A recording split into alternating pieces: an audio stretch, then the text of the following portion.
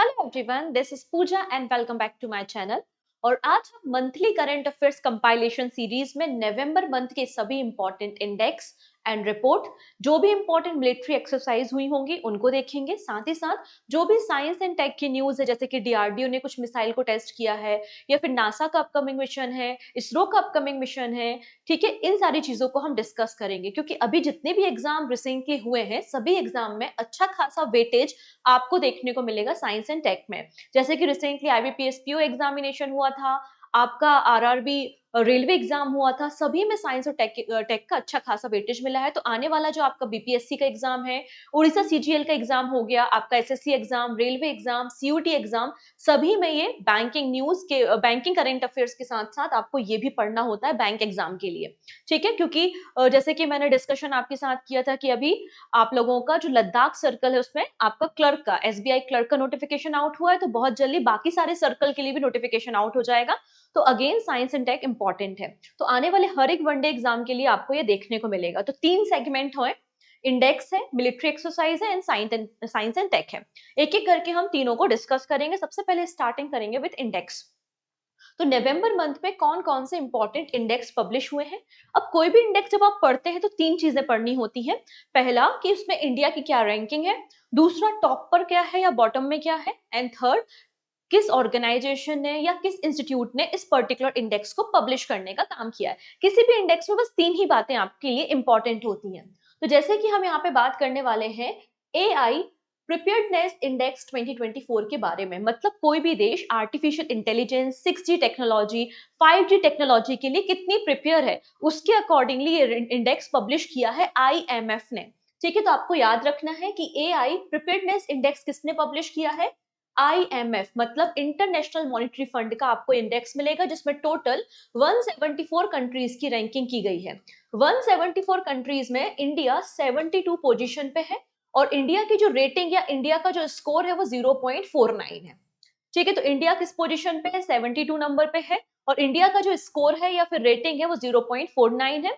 यहाँ पर digital infrastructure, human capital, labour policy, innovation, integration and regulation हमारे देश में क्या है टेक्नोलॉजी को लेकर, उसके आधार पर ये रैंकिंग की जाती है।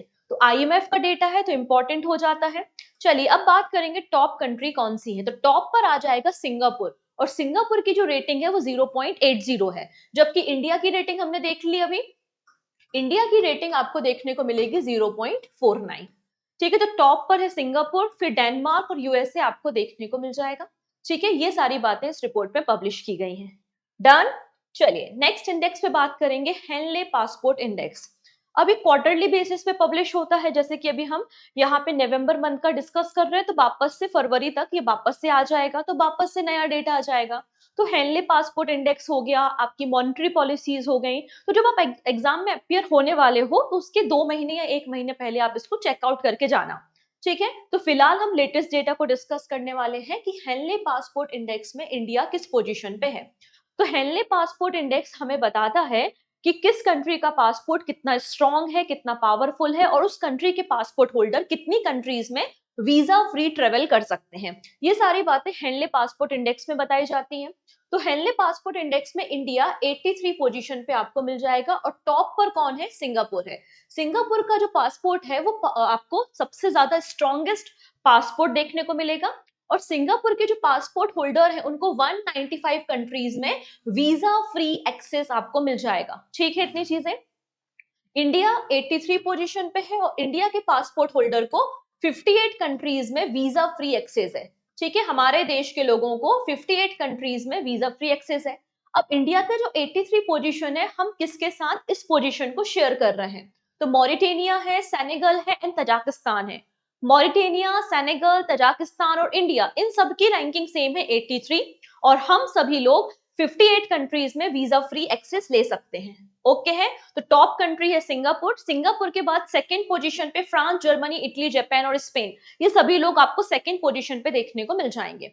नाउ बात करते हैं बॉटम पे कौन है। तो बॉटम पे आपको Afghanistan, Syria, Iraq, Yemen and Somalia देखने को मिल जाएंगे। क्लियर। चलिए, तो यहाँ पे लास्ट नंबर पे आप देख सकते हैं अफगानिस्तान है।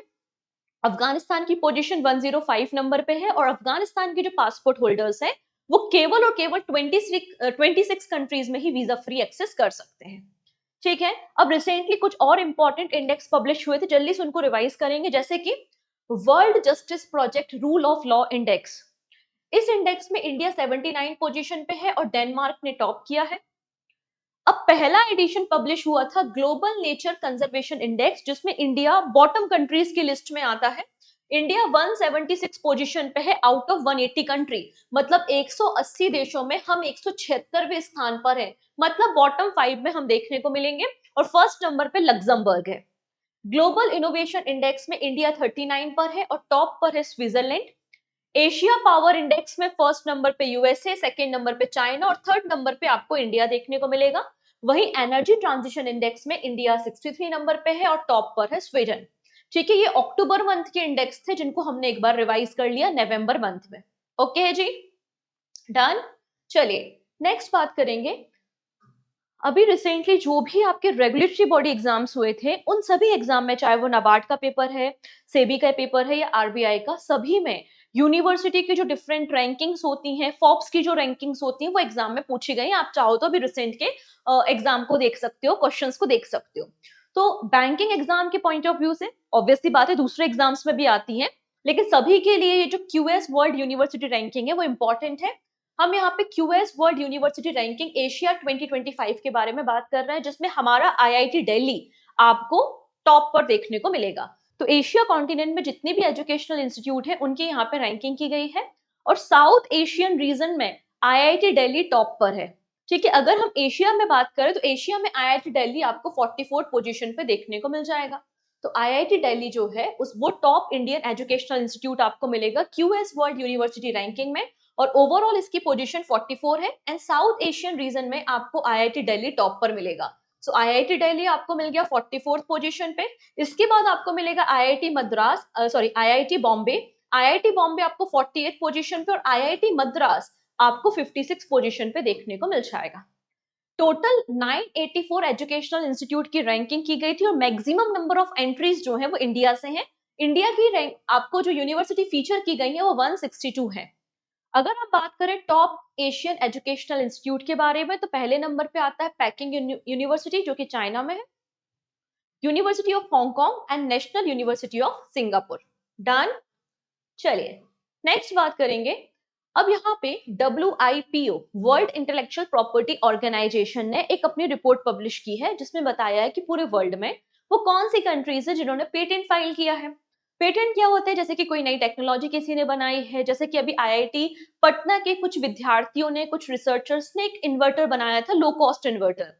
तो उन्होंने उस नई टेक्नोलॉजी को इवॉल्व किया, जनरेट किया, तो उसके बाद उन्होंने पेटेंट करा लिया कि भाई हमारा ये प्रोडक्ट है, हमने बनाया है, कोई अगर इसका इस्तेमाल करेगा तो कॉपीराइट आ जाएगा। तो इस तरीके से पेटेंट कराया जाता है। तो यहाँ पर अगर हम बात करें WIPO ग्लोबल पेटेंट फिलिंग में इंडिया किस पोजीशन पे है? ठीक है, तो इंडिया पहली बार आपको 6 पोजीशन पे देखने को मिल जाएगा। ठीक है, India has the first time has been ranked 6 in the world. तो ग्लोबल पेटेंट फिलिंग में इंडिया 6 पोजीशन पे है। और ये रिपोर्ट किसने पब्लिश की है? WIPO world intellectual property organisation की रिपोर्ट है, जिसका नाम है world intellectual property indicator report. ठीक है, इतनी चीजें। अब इंडिया में अगर हम बात करते हैं, इंडिया के बाद अगर हम बात करेंगे तो कौन सी कंट्री है जिसमें सबसे ज्यादा पेटेंट को फाइल किया है? तो मैक्सिमम जो पेटेंट फिलिंग हुई है वो चाइना में हुई है। चाइना के बाद आपको मिलेगा USA, then Japan, South Korea, Germany and India. India में टोटल 64,480 पेटेंट्स को फाइल किया गया है। ठीक है, ये बात यहाँ पर मेंशन की गई है। डन, इतनी चीजें। और एशिया में अगर बात करें तो एशिया पूरे वर्ल्ड में, अलग अलग कॉन्टिनेंट है हमारे पास 7, तो एशिया जो कॉन्टिनेंट है वहां पर सबसे ज्यादा पेटेंट को फाइल किया गया। जैसे कि चाइना, जापान और साउथ कोरिया को अगर मिला दिया जाए तो पूरे वर्ल्ड का 91% पेटेंट तो इन्हीं 3 कंट्रीज ने, मतलब एशिया के रीजन ने ही फाइल किया हुआ है। ठीक है, अगर हम बात करें अबाउट द WIPO, जिसे हम वर्ल्ड इंटेलेक्चुअल प्रॉपर्टी ऑर्गेनाइजेशन के नाम से जानते हैं, ये यूनाइटेड नेशन की एजेंसी है। 1967 में इसका फॉर्मेशन हुआ था। ये क्या करती है? इंटेलेक्चुअल प्रॉपर्टी राइट को प्रोटेक्ट करने का काम करती है। कोई कॉपीराइट से रिलेटेड कोई भी डिस्प्यूट होते हैं उनको सॉल्व करने का काम WIPO करती है। इसका हेडक्वार्टर जेनेवा में है। 197 मेंबर कंट्रीज हैं एंड डायरेक्टर जनरल का नाम है डेरेन टैंग। ठीक है, डेरिन टेंग आपको WIPO के डायरेक्टर जनरल देखने को मिल जाएंगे। अब यहाँ पे एक और छोटा सा डेटा है, हुरुन इंडिया फिलैंथ्रोपी लिस्ट। हमारे देश में कई सारे परोपकारी लोग होते हैं जो परोपकारी काम करते हैं, तो Hurun India philanthropy list publish हुई है, मतलब किसने सबसे ज्यादा डोनेट किया है, परोपकारी कामों में अपनी सेवाओं को दिया है। तो टॉप पर आपको शिव नडार एंड उनकी फैमिली देखने को मिल रही है, जिन्होंने 2153 मतलब लगभग 2000 करोड़ रुपए का डोनेशन किया है। नेक्स्ट नंबर पे आपको मुकेश अंबानी और उनकी फैमिली एंड थर्ड नंबर पे बजाज फैमिली आपको देखने को मिल जाएगी। ठीक है, चलिए अगली रिपोर्ट हम डिस्कस करेंगे global city index. Global city index, ठीक है। ब्रांड फाइनेंस ने इस रिपोर्ट को पब्लिश किया है जिसका नाम है ग्लोबल सिटी इंडेक्स। और इसमें आप देखेंगे तो मिडिल ईस्ट अफ्रीका वाले एरिया में दुबई टॉप पर है। तो Dubai is the highest ranked city in the middle east and Africa in 2024 global city index. Dubai पूरे वर्ल्ड में आपको 5th प्लेस पे देखने को मिल जाएगा और आपका जो मिडिल ईस्ट वाला एरिया है उसमें टॉप पर है। टॉप स्पॉट्स कौन कौन से हैं, लंदन है, पेरिस है एंड न्यूयॉर्क है। वहीं टोक्यो 4th नंबर पे और दुबई 5th नंबर पे आपको देखने को मिल जाएगा। This is very important report, ध्यान से समझेंगे, ग्लोबल क्लाइमेट इंडेक्स 2025। ठीक है, एक जर्मन वॉच है जिसका नाम है new climate institute and climate action network international. इन्होंने इस रिपोर्ट को पब्लिश किया है। तो क्लाइमेट चेंज परफॉर्मेंस इंडेक्स 2025 को रिलीज किया गया है बाय द जर्मन वॉच। ठीक है, 2005 से इस रिपोर्ट को पब्लिश किया जा रहा है जिसमें 63 कंट्रीज की रिपोर्टिंग की जाती है और देखा जाता है कि कौन सी कंट्री एनवायरमेंट के लिए कैसी पॉलिसी बना रही है, क्लाइमेट को या अपने एनवायरमेंट बायोडाइवर्सिटी को प्रोटेक्ट करने के लिए हमारे देश में कौन सी पॉलिसीज हैं, उसके अकॉर्डिंगली यहाँ पर ग्लोबल क्लाइमेट इंडेक्स को पब्लिश किया जाता है। अब इस इंडेक्स में पहला, दूसरा और तीसरा पोजीशन पे कोई भी नहीं है, मतलब पहले जो 3 स्पॉट्स है ना वो खाली है। 4th पोजीशन पे आपको डेनमार्क देखने को मिल जाएगा, डेनमार्क 4th नंबर पे, और इंडिया इंडिया आपको 10th पोजीशन पे देखने को मिलेगा। इंडिया 10th पोजीशन पे है, इस बात को याद रखना है। ठीक है, इंडिया का जो परफॉर्मेंस है वो डिग्रेड हुआ है, पहले हम 7th पोजीशन पे थे और अभी हम 10वें स्थान पर हैं। डेनमार्क 4th नंबर पे, नीदरलैंड 5th नंबर पे और यूके आपको 6th पोजीशन पे देखने को मिल जाएगा। डन इतनी चीजें। चलिए अगर बात करें लोवेस्ट परफॉर्मर कौन रहा है, तो यहाँ पे लोवेस्ट नंबर पे देखो आप, ईरान है 67th पोजीशन पे, सऊदी अरेबिया 66 और यूएई 65 पोजीशन पे है। ईरान, सऊदी अरेबिया और यूएई ये आपके लोवेस्ट परफॉर्मर है। अगर इंडिया के रिस्पेक्ट पे बात करें, जैसा कि हमने देखा कि इंडिया 10th पोजीशन पे है और इंडिया में जो per capita carbon dioxide emission है, हर एक इंडिविजुअल व्यक्ति कितना कार्बन डाइऑक्साइड एमिट करता है, तो हम करते हैं 2.9 ton carbon dioxide compare to the global average of 6.6 ton. तो पूरे वर्ल्ड में जो ग्लोबल एक एवरेज है कि पूरे वर्ल्ड में एवरी इंडिविजुअल पर्सन कितना कार्बन डाइऑक्साइड एमिट करते हैं, तो उसमें 6.6 टन कार्बन डाइऑक्साइड एमिशन है, बट हम अपने ग्लोबल एवरेज से कम है। हमारे देश में जो per capita carbon dioxide emission है वो 2.9 टन आपको देखने को मिल जाएगा। क्लियर है? चलो नेक्स्ट है सस्टेनेबल ट्रेड इंडेक्स 2024। रिपोर्ट का टाइटल क्या है? Sustainable trade index. किसने पब्लिश किया है? हिनरिच फाउंडेशन एंड आईएमडी ने इसे पब्लिश किया है। टोटल 30 कंट्रीज की रैंकिंग की गई और इंडिया 23rd पोजीशन पे आपको मिल जाएगा। फर्स्ट नंबर पे न्यूजीलैंड है, फिर यूके एंड देन आपको ऑस्ट्रेलिया देखने को मिलेगा। इंडिया 23 पोजीशन पे और लास्ट पोजीशन पे है रशिया। रशिया 30th पोजीशन पे आपको देखने को मिलेगा। ठीक है, तो इंडिया 23 पोजीशन पे है, इंडिया का स्कोर 24 है और रशिया बॉटम पे। नेक्स्ट है नेटवर्क रेडीनेस इंडेक्स। अब ये इंडेक्स ना पीआईबी में पब्लिश हुआ था तो बहुत इंपॉर्टेंट हमारे लिए हो जाता है। ठीक है, नेटवर्क रेडीनेस इंडेक्स यहाँ पे पब्लिश किया गया है। किसने पब्लिश किया है? Portulans institute and Said business school ने इसको पब्लिश किया है। इसमें यूएसए टॉप पर है और इंडिया 49 पोजीशन पे है। इंडिया का स्थान कौन सा है? इंडिया 49 पोजीशन पे आपको देखने को मिल जाएगा। ठीक है, डन इतनी चीजें। अगर हम बात करें लोअर मिडिल इनकम कंट्रीज के बारे में, तो लोअर मिडिल इनकम कंट्रीज में इंडिया 2nd नंबर पे है, फर्स्ट नंबर पे वियतनाम है, वियतनाम की पोजीशन 45 है और इंडिया 2nd नंबर पे, मतलब इंडिया 49 पोजीशन पे आपको लोअर मिडिल इनकम कंट्रीज में मिल जाएगा। ठीक है, इंडिया की जो पोजीशन है अगर आप उसके बारे में बात करें तो प्रीवियस ईयर में हम 60th पोजीशन पे थे और अब हम 49 पोजीशन पे हैं, मतलब हमारी जो रैंकिंग है वो इंप्रूव हुई है। Clear, done. अगर हम बात करें टॉप 5 कंट्रीज कौन कौन सी हैं, तो यूएसए मिल जाएगा, यूएसए के बाद आ जाएगा सिंगापुर, सिंगापुर के बाद आता है फिनलैंड। ठीक है, इंडिया 49 पोजीशन पे आपको मिल जाएगा, वियतनाम 45 पोजीशन पे मिल जाएगा, और बॉटम कंट्री कौन सी हो जाएगी, बॉटम कंट्री है यमन। यमन, इसका स्कोर है 133, मतलब इसकी रैंकिंग कितनी है, 133 पोजीशन पे आपको देखने को मिलेगा। चलिए नेक्स्ट। आई नो थोड़ा सा डिफिकल्ट होता है, एक दो बार आप रिवाइज करेंगे चीजें याद हो जाएंगी, बिल्कुल भी टफ नहीं होता, बिल्कुल लोड मत लेना, आराम से पढ़ो, ठीक है।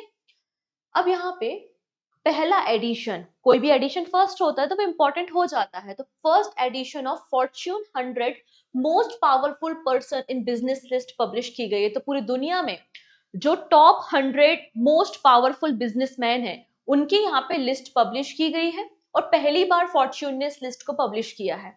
ठीक है, और इस लिस्ट में हमारी तरफ से जो एंट्री है वो मुकेश अंबानी की है। मुकेश अंबानी पहले इंडियन है जिन्हें फीचर किया गया है Fortune top 100 most powerful person in business list में। ठीक है, अगर हम बात करें मुकेश अंबानी की पोजीशन के बारे में, तो वर्ल्ड में ये 12th पोजीशन पे आते हैं, वर्ल्ड में ये 12th पोजीशन पे आते हैं। तो सबसे पावरफुल बिजनेसमैन कौन है, एलॉन मस्क है, CEO of Tesla and space x. Second number पे है जेनसेन ह्योंग, जो कि सीईओ एंड फाउंडर है किसके, एनवीडिया के। एंड थर्ड नंबर पे है सत्या नडेला, जो कि सीईओ और चेयरमैन है माइक्रोसॉफ्ट के, इंडियन बॉर्न अमेरिकन है। अब इस लिस्ट में आपको टॉप 10 में एक फीमेल भी देखने को मिलेंगी जिनका नाम है Mary Barra. Mary Barra CEO and chairman है American auto giant General Motor की, और इनकी पोजीशन 9th नंबर पे है। तो टॉप 10 में केवल एक ही फीमेल को फीचर किया गया है, वो है मैरी बेरी, और इंडिया की तरफ से एक ही एंट्री है मुकेश अंबानी की। ठीक है, और मुकेश अंबानी आपको 12th पोजीशन पे देखने को मिल जाएंगे, और ये पहला एडिशन है फॉर्च्यून का। डन। चलिए नेक्स्ट, अगली जो रिपोर्ट है वो है Times higher education interdisciplinary science ranking. ठीक है, अब इसमें अलग अलग इंस्टीट्यूट को फीचर किया गया है जो कि साइंस पे बेस्ड है, साइंस से रिलेटेड डिग्री और कोर्सेज को ऑफर करते हैं, राइट। अब यहाँ पे सबसे ज्यादा जो रिप्रेजेंटेशन है वो इंडिया का है। इंडिया की टोटल 65 कंट्रीज को, सॉरी 65 यूनिवर्सिटीज को फीचर किया गया है यहाँ पे। ठीक है, लेकिन इंडिया का कोई भी इंस्टीट्यूट जो है वो टॉप 10 में आपको देखने को नहीं मिलेगा।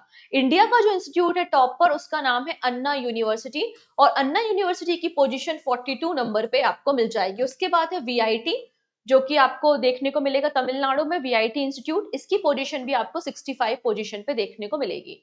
तो इंडिया की तरफ से अन्ना यूनिवर्सिटी है, वीआईटी है, एसआरएम इंस्टीट्यूट है, के आईआईटी यूनिवर्सिटी है, ये इंडिया की यूनिवर्सिटी है टॉप 100 में। अगर पूरे वर्ल्ड की बात करें तो वर्ल्ड में जो टॉप इंस्टीट्यूट है वो एमआईटी है यूएसए का, स्टैनफोर्ड है यूएसए में, और नेशनल यूनिवर्सिटी ऑफ सिंगापुर आपको मिल जाएगा। चलिए, अब यहाँ पे 26 ऑफ नवंबर की बात है। 26 ऑफ नवंबर को हमने नेशनल मिल्क डे सेलिब्रेट किया था, और नेशनल मिल्क डे के ओकेजन पे basic animal husbandry statics 2024 report को पब्लिश करने का काम यहाँ पर किया गया है। ठीक है, इस रिपोर्ट में बेसिकली बताया गया है कि मार्च 2023 से लेकर फरवरी 2024 तक हमारे देश में मिल्क, एग्स, मीट और वूल का प्रोडक्शन क्या रहा है, और कौन से राज्य यहाँ पे टॉप पर हैं।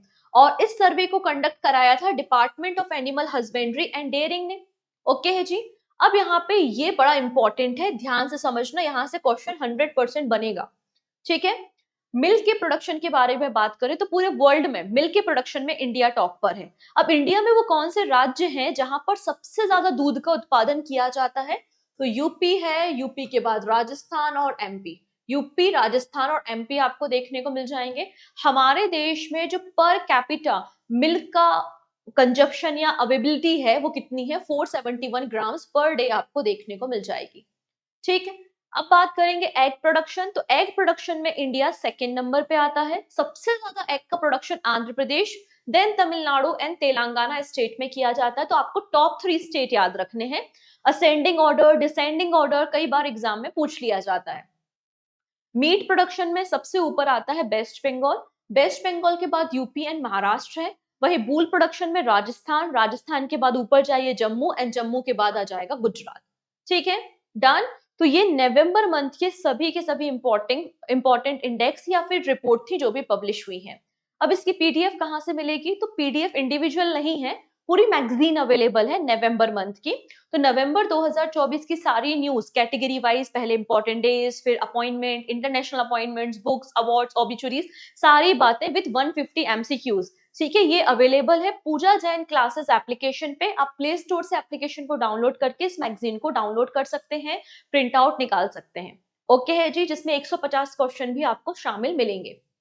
इसके अलावा वो सारे स्टूडेंट जो upcoming SSC and railway exam 2025 के लिए प्रिपरेशन कर रहे हैं और वो कंप्लीट हिस्ट्री पढ़ना चाहते हैं, ancient history, medieval history and modern history, and वो सारे लोग जहां पर मेंस एग्जाम में हिस्ट्री पूछी जाती है, जैसे कि उड़ीसा सीजीएल का एग्जाम है, आपका एमपीपीएससी स्टेट एग्जाम्स हैं, तो सभी के लिए फाउंडेशन बैच अवेलेबल है हिस्ट्री का, जिसमें एंशियंट, मिडिवल और मॉडर्न हिस्ट्री पढ़ाई गई है बाय द भूमिका मैम। इसकी पीडीएफ भी आप डाउनलोड कर सकते हैं और टेस्ट सीरीज भी अवेलेबल है पूजा जैन क्लासेस एप्लीकेशन पे। सॉरी, हिस्ट्री की टेस्ट सीरीज अभी रेडी हो रही है, पॉलिटी, ज्योग्राफी, स्टैटिक्स, साइंस, इन सबकी टेस्ट सीरीज ऑलरेडी अवेलेबल है।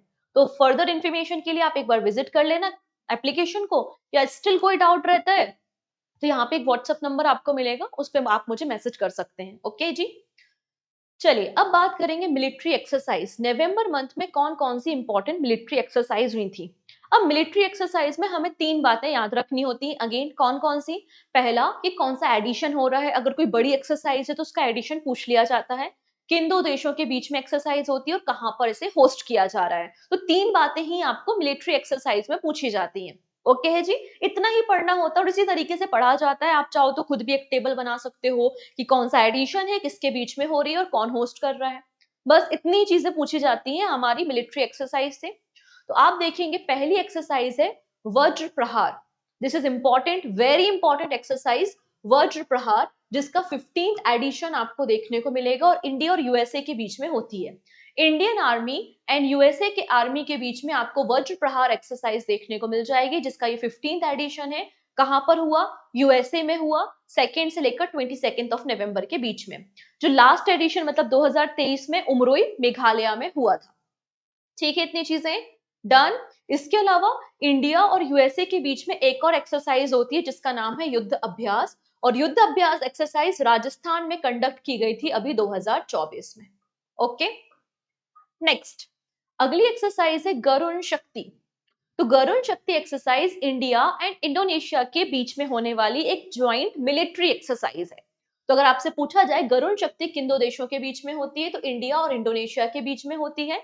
कौन सा एडिशन है? तो 9th एडिशन आपको देखने को मिल जाएगा। कहां पर हुई? जकार्ता, इंडोनेशिया में हुई है। 2012 से एक्सरसाइज आपको देखने को मिल जाएगी।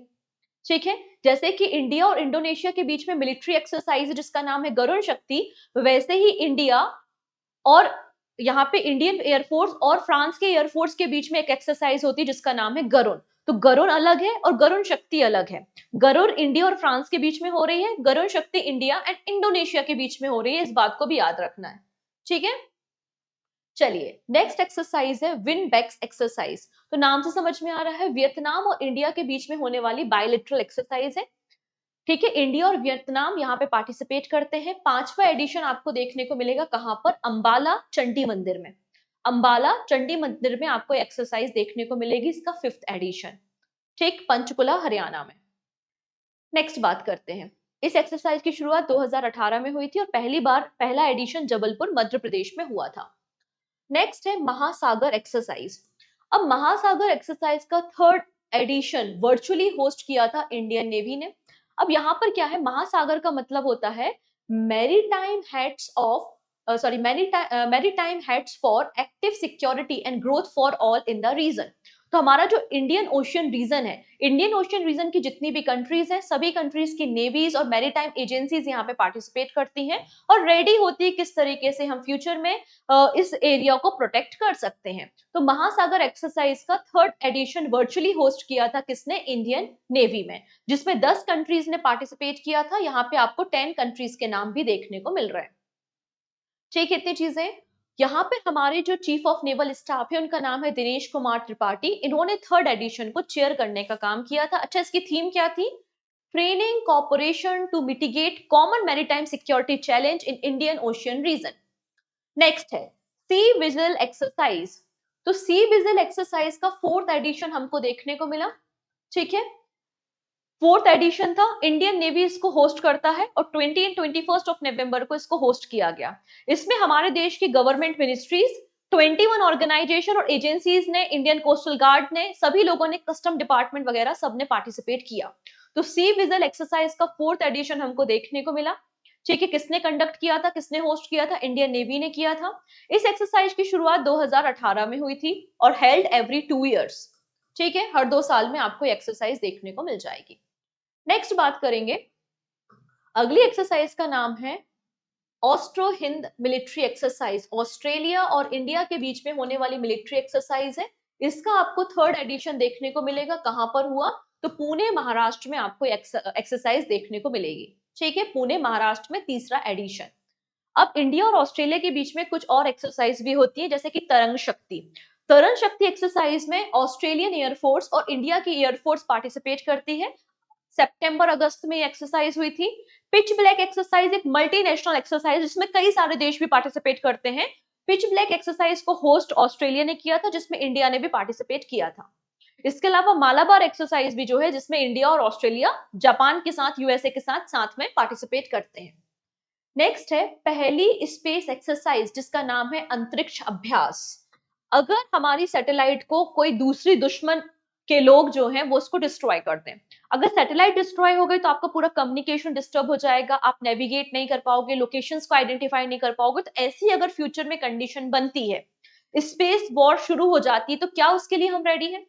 तो वही प्रिपरेशन देखने के लिए ये एक्सरसाइज हुई थी, जिसका नाम है अंतरिक्ष अभ्यास। तो ये पहली मिलिट्री एक्सरसाइज थी to combat space based threat and protect the country. हमारी कंट्री के जो स्पेस एसेट्स हैं उनको प्रोटेक्ट करना है, इसलिए एक्सरसाइज 11th ऑफ नवंबर से 13th ऑफ नवंबर के बीच में हुई थी। और इसको होस्ट किसने किया था? डिफेंस स्पेस एजेंसी ने ऑर्गेनाइज किया था। ठीक है, इनॉग्रेट करने का काम chief of defence staff Anil Chauhan ji ने किया था। ओके है जी। चलिए नेक्स्ट बात करेंगे, संयुक्त विमोचन एक्सरसाइज। तो संयुक्त विमोचन 2024 कहां पर हुई? गुजरात में हुई है। ये आपकी मल्टीलेटरल जॉइंट एक्सरसाइज है। संयुक्त विमोचन बेसिकली एक्सरसाइज कैसी है? ह्यूमैनिटेरियन असिस्टेंट और डिजास्टर रिलीफ एक्सरसाइज है। अगर कोई समस्या आ जाती है, फ्लड आ गया है, साइक्लोन आ गया है, तो हम कितने रेडी हैं। तो इसलिए इसको कहा गया है कि ये humanitarian assistant in disaster relief exercise है। इंडियन आर्मी ने इसे होस्ट किया था। कहां पर? पोरबंदर और अहमदाबाद, मतलब गुजरात के कोस्ट में। क्लियर है? ठीक है, अब यहाँ पे जो संयुक्त विमोचन एक्सरसाइज जो कि गुजरात में हुई थी, इसकी थीम क्या थी? Cyclone in the coastal region of Gujarat. 9 से ज्यादा फॉरेन जो कंट्रीज हैं उन्होंने पार्टिसिपेट किया था, जैसे कि UAE, Saudi Arabia, Bangladesh, Sri Lanka, Maldives etcetera. Clear है? किसने ऑर्गेनाइज किया था? तो आर्मी के सदर्न कमांड कोंकण कॉप ने इसको ऑर्गेनाइज करने का काम किया था। ये हमारे इंडियन आर्मी के कमांड से, आप इनको पढ़ सकते हैं। रेलवे ऐसे क्वेश्चन पूछता है मैच द कॉलम में। ठीक है, आप चाहो तो स्क्रीनशॉट भी ले सकते हैं। चलिए अगली एक्सरसाइज है जिसका नाम है सारेक्स। ठीक है, सारेक्स का मतलब क्या हो गया? Search and rescue exercise. तो यहाँ पर इंडियन कोस्टल गार्ड ने national maritime research and rescue exercise मतलब सारेक्स एक्सरसाइज को कंडक्ट किया। कहां पर? कोची में। रिसेंटली 27 ऑफ नवंबर से 30 ऑफ नवंबर के बीच में, और आपको ये 11th एडिशन देखने को मिलेगा। कौन सा एडिशन था ये? 11th एडिशन था। इंडियन कोस्टल गार्ड ने इसको ऑर्गेनाइज करने का काम किया था, और इंडियन कोस्टल गार्ड के डायरेक्टर जनरल कौन है? एस परमेश है। अच्छा, इसकी थीम क्या थी? तो इसकी थीम आपको मिल जाएगी enhancing search and rescue capability through the regional collaboration. ये आपको थीम यहाँ पर देखने को मिलेगी। ओके जी। चलिए, और यहाँ पर जो हमारा डिफेंस सेक्टर है उसकी लास्ट न्यूज है, फिर हम यहाँ पे साइंस और टेक को स्टार्ट करने वाले हैं। मिनिस्ट्री ऑफ होम अफेयर्स ने रिसेंटली CISF मतलब central industrial security force first all women unit को अप्रूवल दे दिया। मतलब एक यूनिट बनाई जाएगी CISF में, जिसमें सारी की सारी फीमेल्स होंगी, सारी की सारी महिलाएं होंगी, और इसको अप्रूव करने का काम मिनिस्ट्री ऑफ होम अफेयर्स ने किया है। CISF का फॉर्मेशन कब हुआ था? 1969 में 10th ऑफ मार्च को किया गया था। हमारा टारगेट है जेंडर इक्वेलिटी को प्रमोट करना। क्लियर? तो 2 इंपॉर्टेंट सेगमेंट हमने नवंबर मंथ के फिनिश किए हैं। पहला हमने देखा इंपॉर्टेंट इंडेक्स को, और दूसरा हमने देखा मिलिट्री एक्सरसाइज को। Third and final last segment जो है वो हमारा साइंस इन टेक है, जिसमें हम देखने वाले हैं कि डीआरडीओ, नासा, इसरो ने अपकमिंग मिशन या नई टेक्नोलॉजी जो भी लॉन्च की है, राइट, ये अलग अलग आईआईटीज ने कौन से इनिशिएटिव लिए हुए हैं। सो स्टार्ट कर लेते हैं। Just give me a minute. Yes, हाँ जी। तो सबसे पहले बात करेंगे हम आकाश वेपन सिस्टम के बारे में। तो हमारे देश का जो आकाश वेपन सिस्टम है, इसको परचेज कर रहा है कौन? अर्मेनिया। ठीक है, अर्मेनिया इसको परचेज कर रहा है। तो आप देखेंगे India based public sector undertaking Bharat electronics limited, BEL, BEL पहला शिपमेंट कर रहा है आकाश वेपन सिस्टम बैटरी का। कहां पर? अर्मेनिया में। अर्मेनिया इसको परचेज करने का काम कर रहा है। ये हमारी डिफेंस की सेक्टर में सेकंड सबसे बड़ी डील है। इसके पहले हमने अपने ब्रह्मोस मिसाइल सिस्टम को भी एक्सपोर्ट किया था फिलीपींस, और अब हम अपने आकाश मिसाइल सिस्टम को एक्सपोर्ट कर रहे हैं। कहां पर? अर्मेनिया में। यहां पर अगर हम डील के बारे में बात करें, तो हमारी जो डील साइन हुई है डिफेंस एक्सपोर्ट की, तो हमारा टारगेट है 35,000 करोड़ रुपीस हमें अपने डिफेंस सेक्टर के जो भी इंस्ट्रूमेंट्स हैं, मिसाइल्स वगैरह हैं, उनको एक्सपोर्ट करना है 24-25 में। मतलब अभी हमारा जो रनिंग फाइनेंशियल ईयर है, इसमें हमारा टारगेट 35,000 करोड़ रुपए का आपको देखने को मिल जाएगा। अगर हम बात करते हैं आकाश मिसाइल सिस्टम के बारे में, तो ये कैसा सिस्टम है? Surface to air, surface to air missile system देखने को मिल जाएगा। ठीक है, और इसको डेवलप किसने किया है? DRDO, defence research development organisation ने इसे डेवलप किया है। जबकि इसकी मैन्युफैक्चरिंग किसने की है? मैन्युफैक्चरिंग करने का काम भारत डायनेमिक लिमिटेड ने किया है। क्लियर है? तो हमें याद रखना है आकाश मिसाइल सिस्टम कैसा है? Surface to air missile system है। इसको डेवलप डीआरडीओ ने किया है, जबकि इसकी मैन्युफैक्चरिंग किसने की है? भारत डायनेमिक लिमिटेड ने की है। ओके है जी। अब इस मिसाइल की अगर हम रेंज वगैरह के बारे में बात करते हैं, तो इसकी रेंज 25 किलोमीटर की आपको देखने को मिल जाएगी। और इंडियन एयरफोर्स में इसको इंडक्ट किया गया था 2015 में। मतलब 2015 से इंडियन एयरफोर्स में ये काम कर रही है। ओके, आकाश मिसाइल सिस्टम के अलावा पिनाका भी परचेज कर रहा है अर्मेनिया। आप अर्मेनिया देख सकते हैं कि सेंट्रल एशियन कंट्री है। ठीक है, जहां पर एरेवन कैपिटल है एंड ड्रैम करेंसी आपको देखने को मिल जाएगी। नेक्स्ट बात करेंगे यूनिकॉर्न टेक्नोलॉजी के बारे में। ठीक है, अब यहाँ पर जो हमारी इंडियन नेवल शिप्स होती हैं, इंडियन नेवल शिप्स में हम जो पावर देने के लिए जो डीजल इंजन वगैरह यूज कर रहे हैं, या हम जो डीजल इंजन वगैरह के लिए तो हम डिपेंड करते हैं यूक्रेन और यूएसए वगैरह पे। इसके अलावा हम अपने नेवल शिप्स में कुछ रेडार टेक्नोलॉजी का भी इस्तेमाल करते हैं। तो हमारे नेवल शिप्स को और भी ज्यादा सिक्योर बनाने के लिए, इनकी सेफ्टी को इन्हांस करने के लिए हमने जापान के साथ एक एग्रीमेंट साइन किया जिसका नाम है unicorn. So India and Japan have signed a MOU for the production of Japanese developed unified complex radio antenna system। तो जापान का सिस्टम है यूनिकॉर्न, इंडिया और जापान मिलकर इसको इंडिया की नेवल शिप्स के लिए डेवलप करेंगे, जिसका नाम है unified complex radio antenna system, और इसको इंडियन नेवल शिप्स में इंस्टॉल किया जाएगा। ये एग्रीमेंट 15 नवंबर को इंडिया और जापान के बीच में साइन किया गया है। ओके है जी। अगर हम यूनिकॉर्न के बारे में बात करें, तो यूनिकॉर्न अभी जो जापान की नेवल शिप्स है उसमें इस्तेमाल किया जाता है। यूनिकॉर्न का फुल फॉर्म एग्जाम में पूछा जा सकता है, unified complex radio radio antenna है। इसे नोरा 50 के नाम से भी जाना जाता है। ठीक है, अब इसे डेवलप कौन करेगा? तो ऑब्वियस सी बात है, इंडिया और जापान के बीच में एग्रीमेंट साइन हुआ है। तो भारत में है भारत इलेक्ट्रॉनिक लिमिटेड, और जापान की है एनईसी कॉर्पोरेशन। ये दोनों मिलकर unicorn radio sorry radar antenna system को डेवलप करने का काम करेंगे। चलिए नेक्स्ट है Goa shipyard limited. Goa shipyard limited unveil two indigenous fast patrol vessel for the coast guard. हमारे कोस्टल गार्ड के लिए दो वेसल्स को रिसेंटली लॉन्च किया गया है by the Goa shipyard limited. इनका नाम क्या है? इनका नाम है अधम्य एंड अक्षर। ठीक है, अधम एंड अक्षर इंडियन कोस्टल गार्ड के आपको नेवल शिप्स देखने को मिल जाएंगे, जिनको गोवा शिपयार्ड ने रिसेंटली कमीशन किया है। बेसिकली सर्विलांस ऑपरेशन करते हैं, हमारे कोस्टल को प्रोटेक्शन प्रोवाइड करते हैं। जीएसएल मतलब गोवा शिपयार्ड को 8 फास्ट पेट्रोल वेसल बनाने का ऑर्डर दिया था, उनमें से 2 आपको देखने को मिल रहे हैं, अधम एंड अक्षर। गोवा शिपयार्ड लिमिटेड का फॉर्मेशन 1957 में किया गया था। नेक्स्ट बात करेंगे अस्मी के बारे में। ये आपको जो मशीन गन दिखाई दे रही है, इसका नाम ही है अस्मी, जो कि संस्कृत वर्ड प्राइड से लिया गया है। प्राइड इसका मतलब है अश्मिता, अश्मिता से आया अस्मी, और अस्मी का मतलब है प्राइड। ठीक है, तो northern command of army induct indigenous 550 Asmi machine pistol. तो 550 अश्मी जो मशीन गन है उनको northern command of Indian army में इंडक्ट किया गया है, ठीक है, और जो कंप्लीटली इंडिजीनियसली डिजाइन भी है, डेवलप्ड भी है और मैन्युफैक्चर्ड भी है, ठीक है, पूरा कंप्लीटली इंडियन टेक्नोलॉजी का इसमें इस्तेमाल किया गया है। इसको बनाया किसने है, तो Hyderabad based Lokesh machine limited ने इसको रेडी करने का काम किया है, ठीक है। लोकेश मशीन लिमिटेड का फॉर्मेशन 1983 में हुआ था और हैदराबाद बेस्ड आपको ये कंपनी देखने को मिल जाएगी। नेक्स्ट है पिनाका वेपन सिस्टम। तो पिनाका वेपन सिस्टम का जो नया वर्जन है या नया वेरिएंट है वो रिसेंटली डीआरडीओ ने टेस्ट किया है। तो DRDO announce the successful completion of flight test of guided Pinaka multi barrel rocket system. तो पिनाका जो है वो भगवान शिव के जो बो है वहां से इंस्पायर होकर रखा गया है, ठीक है। इंडियन आर्मी में 4 पिनाका रेजिमेंट सर्विस में है और हमें 6 और पिनाका रेजिमेंट को कनेक्ट करना है इंडियन आर्मी में। अभी जो पिनाका प्रोजेक्ट है ये डीआरडीओ का प्रोजेक्ट है। किसका प्रोजेक्ट है, ये डीआरडीओ का है। तो डीआरडीओ की बहुत सारी लेबोरेटरी हैं, उनमें से 2 लेबोरेटरी आपको देखने को मिलेंगी। एक है armament research and development establishment and high energy material research laboratory और विद द पार्टनरशिप ऑफ एल&टी एंड पावर और टाटा पावर, इनके साथ कोलैबोरेशन करके हमने पिनाका सिस्टम को डेवलप करने का काम किया है। पिनाका सिस्टम जो है वो एक गाइडेड मिसाइल रॉकेट सिस्टम है जिसकी रेंज अप टू 37.5 किलोमीटर की देखने को मिलेगी।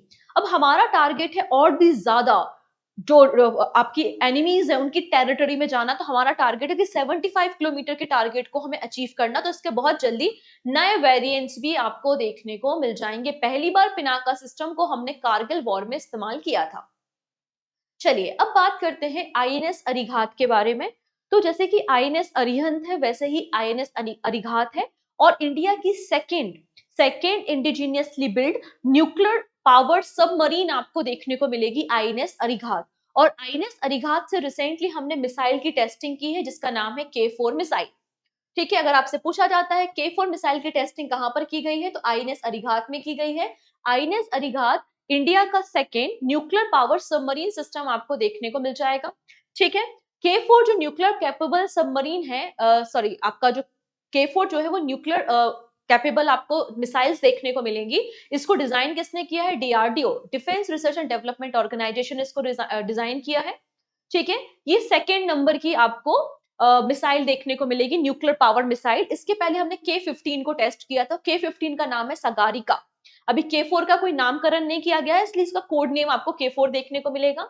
जो K15 है सगारिका उसकी रेंज है 750 किलोमीटर, लेकिन हमने जो K4 लॉन्चिंग किया है K4 की रेंज है आपको 3500 किलोमीटर की देखने को मिल जाएगी, ठीक है। तो ये डीआरडीओ जीएसएल वगैरह के सभी इंपॉर्टेंट इवेंट्स हमने देख लिए। नाउ बात करते हैं स्पेस सेक्टर में। स्पेस सेक्टर में सबसे पहले बात होगी इसरो के बारे में, ठीक है। अब बातें कर लेते हैं यहाँ पे about the ISRO. 1 second. Yep, ISRO and DBT. DBT का मतलब क्या होता है, डिपार्टमेंट ऑफ बायोटेक्नोलॉजी। तो इसरो एंड डीबीटी ने रिसेंटली कोलैबोरेट किया है और एक्सपेरिमेंट कर रहा है इंडिया के पहले स्पेस स्टेशन जिसका नाम है भारतीय अंतरिक्ष स्टेशन, ठीक है। अब भारतीय अंतरिक्ष स्टेशन इंडिया का पहला स्पेस स्टेशन होगा, ठीक है, जिसको डिजाइन करने के लिए और डिफरेंट काइंड ऑफ एक्सपेरिमेंट को करने के लिए ISRO, Indian space research organisation and DBT मतलब डिपार्टमेंट ऑफ बायोटेक्नोलॉजी के बीच में एग्रीमेंट साइन हुआ है। और हमारा टारगेट है कि हम 2028 से 2035 के बीच में इसके अलग अलग सेगमेंट में अपने स्पेस स्टेशन को लॉन्च करेंगे। भारतीय अंतरिक्ष स्टेशन, इसका पर्पस क्या है कि हमारे जो साइंटिस्ट हैं वो स्पेस में जाएंगे और स्पेस में जाके रिसर्च करेंगे। इसका पहला मॉड्यूल 2028 में लॉन्च किया जाएगा और पूरी तरीके से फंक्शनल ये 2035 में हो जाएगा। अर्थ सरफेस से लगभग 300 से 400 किलोमीटर की हाइट पे इसको लॉन्च किया जाएगा, ठीक है, जो कि 52 टन का आपको देखने को मिलेगा, ठीक।